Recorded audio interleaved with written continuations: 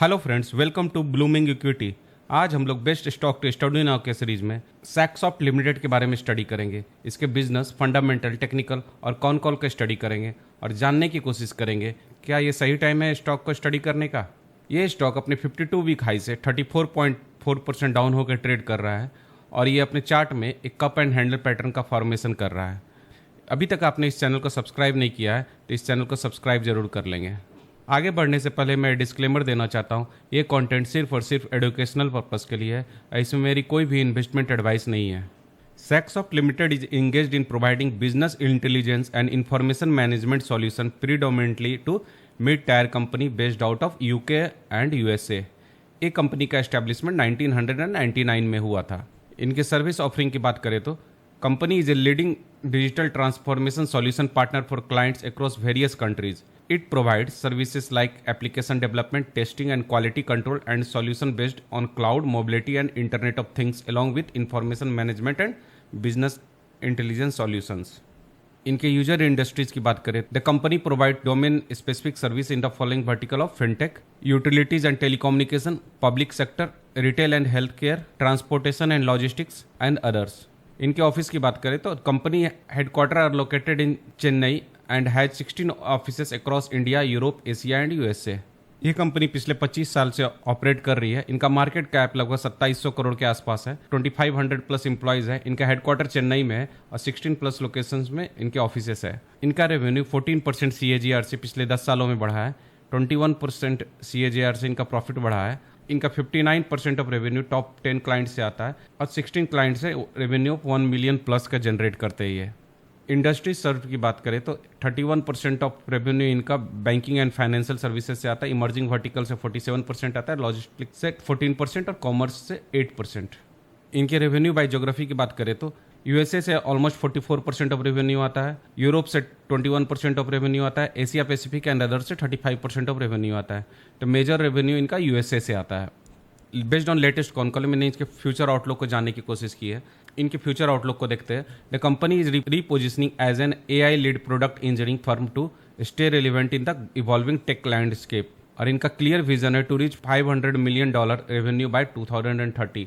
मतलब अभी current level से 4 to 5 टाइम्स अपने करंट लेवल से रेवेन्यू को अपना बाय 2030 ये ग्रो करना चाह रहे हैं। इनकी ग्रोथ स्ट्रेटजी जो ये फोकस कर रहे हैं, deepening wallet share with existing client, adding 1 to 2 high quality new logos पर क्वार्टर, 1 से 2 हाई क्वालिटी कस्टमर को ये ऐड करने का टारगेट रखे हैं। Focus on banking and financial services, logistics, commerce and emerging verticals, expanding beyond the US into Europe and UK to reduce dependence on one market, investment in AI frameworks and vertical specific accelerators। इनके revenue growth की बात करें तो Q1 का revenue 24% year on year increase हुआ है। Financial 2026 का इन्होंने गाइडेंस दिया कि 1000 से 1100 करोड़ का रेवेन्यू जनरेट करने का गाइडेंस दे रहे हैं।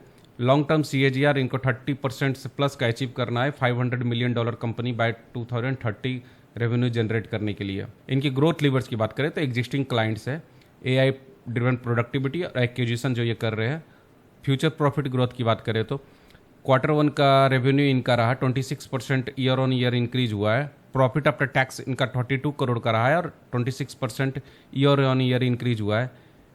AI improves productivity but fewer people needed per project but billing rates increases, supporting profitability despite lower headcounts. Expectation: profit to keep growing but correlated to revenue expansion and efficient utilization।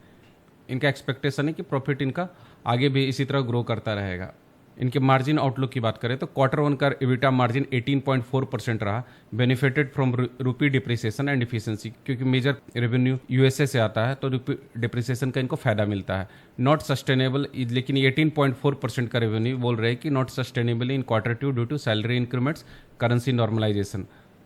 इन्होंने अपने इस साल का guidance जो दिया है 16.5% to 17%, almost around 17% का हम लोग मान सकते हैं कि बीच अगर इन लोग का दोनों का मिड लेते हैं तो 17% रहने का उम्मीद है। Long term some improvement possible with scale but continuous investment in AI and acquisition will cap big jumps.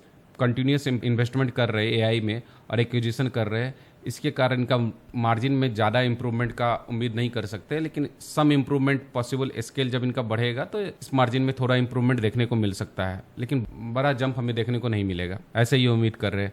Summarise करें तो इनका कॉन कॉल को, तो revenue 24% year on year grow हुआ है, aiming 1000 to 1100 crore by 2020 financial 2026, और $500 मिलियन कंपनी बनने का टारगेट ये रखे है, ग्रो करके 30% CAGR से ग्रो करके बाय 2030 ये ग्रो करना चाह रहे हैं। प्रॉफिट ईयर ऑन ईयर 26% का ईयर ऑन ईयर ग्रोथ मिला है Q1 में, aided by AI led efficiency and client expansion, और मार्जिन इस short term dip from 16.5% to 17.5% रहने की उम्मीद है।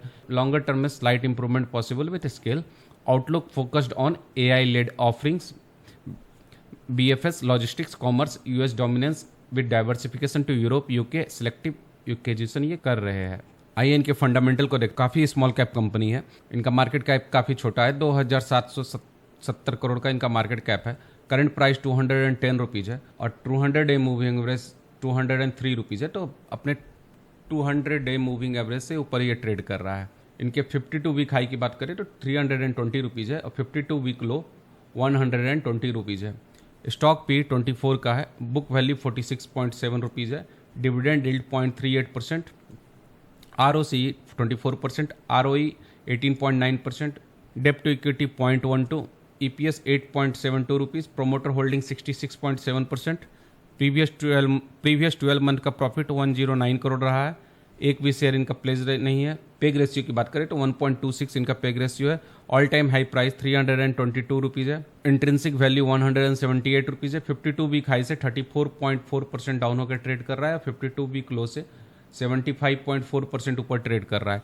RSI की बात करें तो 47.4, इंडस्ट्री पी 30.6 है, price to book value 4.49, sales growth 3 साल का 22.5% CAGR से इनका सेल्स बढ़ा है, और प्रॉफिट 19% से पिछले 3 सालों में बढ़ा है। सेल्स ग्रोथ 5 ईयर्स का 19.7% है।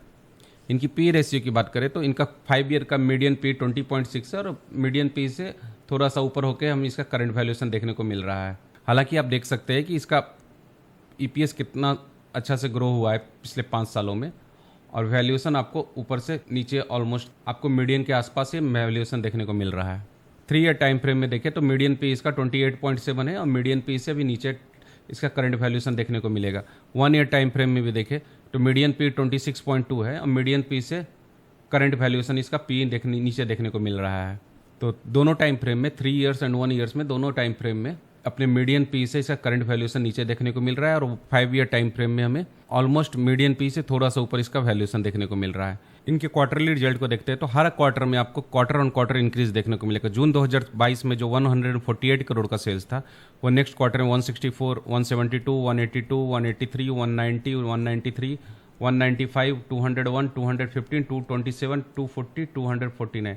तो किसी भी क्वार्टर में अपने पिछले क्वार्टर से इसने सेल्स कम नहीं किया है। तो ये दिखाता है कि ये कंपनी किसने, चाहे ओवरऑल मार्केट कितना भी खराब रहे, लेकिन अपनी कंपनी ये हर क्वार्टर एंड क्वार्टर अपने सेल्स को इंक्रीज करते हुए जा रही है।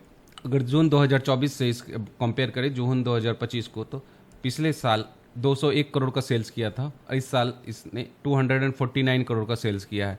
ऑपरेटिंग प्रॉफिट 35 करोड़ से ग्रो होकर 46 करोड़ का हो चुका है। 17% ऑपरेटिंग प्रॉफिट मार्जिन था, वो बढ़ के 18% का है। प्रॉफिट बिफोर टैक्स की बात करें 34 करोड़ का था, जो 43 करोड़ का इस क्वार्टर में हो चुका है। नेट प्रॉफिट की बात करें 26 करोड़ से ग्रो होकर 32 करोड़ का हो चुका है। इनके प्रॉफिट एंड लॉस स्टेटमेंट को देखते हैं तो पिछले 12 सालों में ये कंटिन्यू से हर साल कंपनी अपने सेल्स को इंक्रीज किया है, और हर साल इसने अपने नेट प्रॉफिट को भी इंक्रीज किया है। जैसे सेल्स को देखें तो मार्च 2014 में जो 224 करोड़ का सेल्स था, नेक्स्ट ईयर 231 करोड़ हुआ, 244, 260, 286, 358, 359, 386, 480, 666, 762, 883 एंड 931। तो हर साल हमें अपने सेल्स में ग्रोथ देखने को मिल रहा है। अगर पिछले साल से भी कंपेयर किया जाए तो 883 करोड़ से 931 करोड़ का ट्रेलिंग 12 मंथ्स में सेल्स है। अगर नेट प्रॉफिट की बात करें तो 15 करोड़ का जो 2014 में सेल्स नेट प्रॉफिट था, वो 17 करोड़, 22, 20 थोड़ा सा डिप मिला, 20, 24, 38, 39, 45, 63, 82, 96, 109, 116। तो इन्वेस्टर का भी कॉन्फिडेंस इस कंपनी में बढ़ जाता है, क्योंकि हर ईयर ऑन ईयर इसने कंपनी ने अपने नेट प्रॉफिट को बढ़ाया है, सेल्स को भी बढ़ाया है। इतने सालों में मार्केट ओवरऑल मार्केट कंडीशन कभी अप रहा हो कभी डाउन रहा होगा, लेकिन इस कंपनी ने अपने सेल्स और प्रॉफिट दोनों में इंक्रीज देखने को मिल रहा है। इनके मैनेजमेंट और इनके विजन पे हमें कॉन्फिडेंस दिलाता है ये। इनके कंपाउंडेड सेल्स ग्रोथ की बात करें 10 ईयर्स में 14%, 5 ईयर्स में 20%, 3 ईयर्स में 22% और ट्रेलिंग 12 मंथ में 20% से इनका सेल्स ग्रो हुआ है। प्रॉफिट ग्रोथ की बात करें तो 10 ईयर में 21%, 5 ईयर्स में 23%, 3 ईयर्स में 19% और ट्रेलिंग 12 मंथ में 20%। स्टॉक प्राइस CAGR की बात करें 10 ईयर में 34%, 5 ईयर्स में 58%, 3 ईयर्स में 37% और 1 ईयर में 10% का नेगेटिव रिटर्न देखने को मिल रहा है। तो सेल्स ग्रो हो रहा है कंटिन्यूस, प्रॉफिट भी कंटिन्यूस ग्रो हो रहा है, लेकिन से आपको स्टॉक प्राइस CAGR में पिछले लगभग 2-2.5 साल से आपको रिटर्न देखने को नहीं मिलेगा। तो ये बेस्ट टाइम होता है किसी भी स्टॉक को स्टडी करने का, जब इसका वैल्यूएशन भी नीचे आ चुका है, कंपनी कंटिन्यूस सेल्स और प्रॉफिट में ग्रोथ कर रही है, काफ़ी हाई एस्पायरिंग कंपनी है और फ्यूचर आउटलुक भी इनका अपना स्ट्रॉन्ग है। ये बेस्ट टाइम होता है किसी भी स्टॉक को स्टडी करने का। ROE की बात करें तो 10 ईयर में 20%, 5 ईयर में 21%, 3 ईयर्स में 21% और लास्ट ईयर 19% का ROE इसने जनरेट किया है। इनके रिजर्व्स को देखते हैं तो ईयर ऑन ईयर अपने रिजर्व्स को इंक्रीज करके मार्च 2025 में 606 करोड़ का रिजर्व्स देखने को मिल रहा है। बोरोइंग की बात करें तो 75 करोड़ का बोरोइंग है, रिजर्व्स के सामने बहुत ही कम है। और इनके टोटल एसेट्स की बात करें तो टोटल एसेट्स भी आपको ईयर ऑन ईयर आपको इंक्रीज देखने को मिलेगा और 993 करोड़ का टोटल एसेट्स है। इनके शेयर होल्डिंग पैटर्न की बात करें तो प्रोमोटर ने अपने स्टेक को सेम मेंटेन रखा है लास्ट क्वार्टर से, 66.68% का प्रोमोटर के पास स्टेक है। FIs ने अपने स्टेक को स्लाइड सा रिड्यूस किया है, 2.79% से रिड्यूस होकर 2.78% हो चुका है, 0.01% रिड्यूस किया है। DIs ने अपने स्टेक को जीरो कर दिया है। पब्लिक के पास 26.37% का स्टेक था जो उसको बढ़ा के 26.49, पब्लिक ने स्लाइट इंक्रीज किया है ऑलमोस्ट 0.1%। और ये तो हमें 2 स्ट्रॉन्ग हैंड से देखने को मिल रहा है पब्लिक में, और 4% अदर्स के पास है stake. Almost 76% stake strong hands में है। आइए इनका टेक्निकल एनालिसिस करते हैं। तो इस स्टॉक ने पिछले 819 डेज से अपने इन्वेस्टर को कुछ भी रिटर्न नहीं दिया है। सेम प्राइस पे ट्रेड करता दिख रहा है जो पिछले 819 दिन पहले ये ट्रेड कर रहा था। ये प्राइस मोर देन 2.5 ईयर्स हो चुके हैं, ये प्राइस इसी रेंज में कंसोलिडेट कर रहा है। हालांकि आपने देखा इसका फंडामेंटल्स में कि year on year even quarter on quarter भी इनका सेल्स इंक्रीज हुआ है, प्रॉफिट में भी ईयर ऑन ईयर इंक्रीज देखने को मिल रहा है, लेकिन स्टॉक प्राइस में हमें मूवमेंट देखने को नहीं मिला है। ये स्टॉक एक कप एंड हैंडल पैटर्न का फॉर्मेशन कर रहा है। आप देख सकते हैं कि ये इसका नेकलाइन, अगर ये हम इस लाइन पे इसका नेकलाइन हुआ और इस लाइन पे इस स्टॉक ने यहाँ पे रेसिस्टेंस फेस किया, सेम लाइन पे इसने यहाँ पे भी रेसिस्टेंस फेस किया, फिर यहाँ रेसिस्टेंस फेस किया, फिर यहाँ रेसिस्टेंस फेस किया और ये ब्रेकआउट करके ऊपर चला गया। तो आप इसका कप को मेजर देख सकते हैं। कप को ये ऐसा इसने कप बनाया, ये इसका एक हैंडल हुआ, एक complex cup and handle pattern form कर रहा है। ये इसका हैंडल हुआ, फिर ये हैंडल, इसके बाद ये ब्रेकआउट देके ये ऊपर गया। ब्रेकआउट देने के बाद जनरली कंपनी स्टॉक में हमें रिटेस्ट देखने को, प्राइस का रिटेस्ट देखने को मिलता है और ये प्राइस उसी लेवल पे आके नेकलाइन पे ही इसने प्राइस को रिटेस्ट किया और अब ये सेम प्राइस पे ट्रेड करता हुआ देखने को मिल रहा है। तो हमारा इस चार्ट पैटर्न के अनुसार अगर हमने कोई ट्रेड लिया होता तो ये जो हमारा कंसोलिडेशन में टाइम चला जाता कि ये रिटेस्ट टाइम, वो हमारा बच गया। अब ये ओवरऑल मार्केट में भी इम्प्रूवमेंट हमें देखने को मिल रहा है, तो ये स्टॉक अब अपने टारगेट की तरफ, टेक्निकल टारगेट की तरफ बढ़ सकता है। अगर करंट प्राइस से देखा जाए तो 39.92% का हमें पोटेंशियल गेन देखने को मिल सकता है। तो अभी इस स्टॉक में खासियत क्या है कि ये जो हमारा टाइम था रीटेस्ट वाला, ये टाइम हमें बच गया। अब ये यहाँ से ऊपर आगे बढ़ने की कोशिश कर सकता है और ये हमें क्विक गेन देखने को मिल सकता है इस स्टॉक में। हालांकि इसमें मेरी कोई बाई या सेल रिकमेंडेशन नहीं है। ये चार्ट मैंने सिर्फ स्टडी पर्पस के लिए शो किया है कि इस चार्ट में मैंने कोई भी टाइम फ्रेम नहीं लगाया है, कोई भी प्राइस नहीं दिखा रहा हूँ आप लोग को, कोई प्राइस टारगेट नहीं है। ये चार्ट सिर्फ और सिर्फ स्टडी पर्पस के लिए है। अगर ये वीडियो आप लोग को पसंद आया हो तो इस वीडियो को लाइक करेंगे, इस चैनल को सब्सक्राइब करना नहीं भूलेंगे और इस वीडियो को अपने दोस्तों को भी शेयर जरूर करेंगे। इस चैनल पे मेरे और भी काफ़ी सारे वीडियो है, उसको भी देख सकते हैं और सीख सकते हैं। मिलते हैं नेक्स्ट वीडियो में, तब तक के लिए जय हिंद।